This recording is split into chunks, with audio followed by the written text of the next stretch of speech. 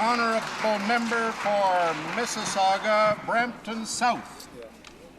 Mr. Speaker, with all that's happening in our communities, I'm concerned that the Conservative government has failed to act.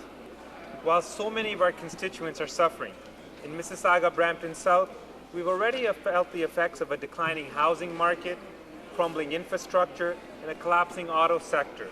The economic crisis continues to worsen by the day, and the Conservatives, under their power, have made life very tough for my constituents.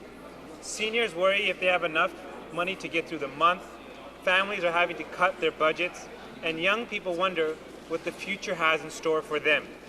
Fortunately, there is hope. Canadians everywhere see the Liberal opposition as a compassionate alternative to the cold indifference of the Conservative Party. Mr. Speaker, we were elected to work for our constituents and build a better country for all. So let's put Canada first and get through these tough times together. Thank you. The honourable member for Atib.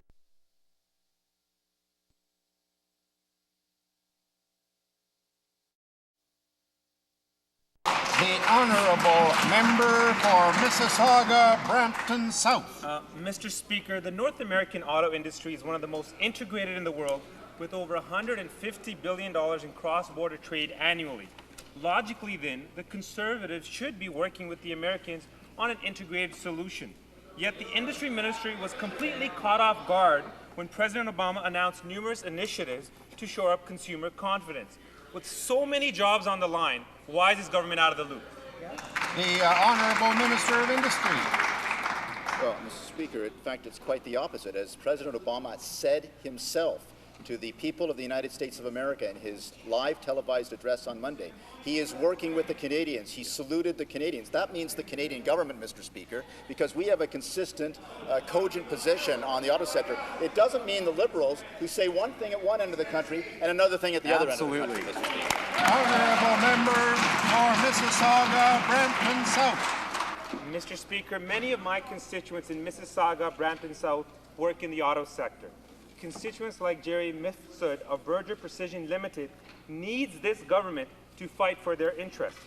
The Americans understand this, and they have implemented bankruptcy protections, guarantees for car warranties, and incentives for the purchase of new vehicles. Why has this minister done nothing? Why has he abandoned the auto sector? Why has he abandoned Jerry? The Honourable Minister of Industry. Speaker, I hope the honourable member has told Jerry about all the wonderful things that we have done in conjunction with Premier Dalton McGuinty to secure the 20% production capacity here in Canada, Mr. Speaker. We are on the file. We've been on the file since, quite frankly, since we were re-elected in October. There has not been, on this side of the House, a peep except to say, in British Columbia, we don't support the auto sector, and then in the House to crow about how they want to be supportive of the auto sector. That is not leadership. The Honourable Member for Grant.